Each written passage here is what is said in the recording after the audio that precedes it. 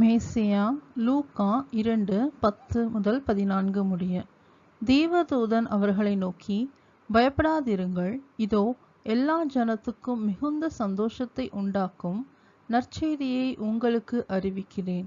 இன்று கர்த்தராகிய கிறிஸ்து என்னும் இரட்சகர் உங்களுக்கு தாவீதின் ஊரிலே பிறந்திருக்கிறார்.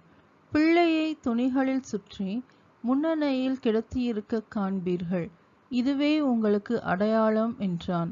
அந்த க்ஷணமே பரமசேனையின் திரள் அந்த தூதனுடன் தோன்றி, உன்னதத்தில் இருக்கிற தேவனுக்கு மகிமையும் பூமியிலே சமாதானமும் மனுஷர் மேல் பிரியமும் உண்டாவதாக என்று சொல்லி தேவனை துதித்தார்கள்.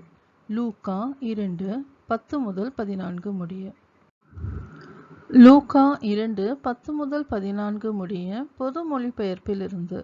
வானதூதர் அவர்களிடம், அஞ்சாதீர்கள், இதோ எல்லா மக்களுக்கும் பெரும் மகிழ்ச்சியூட்டும் நற்செய்தியை உங்களுக்கு அறிவிக்கிறேன்.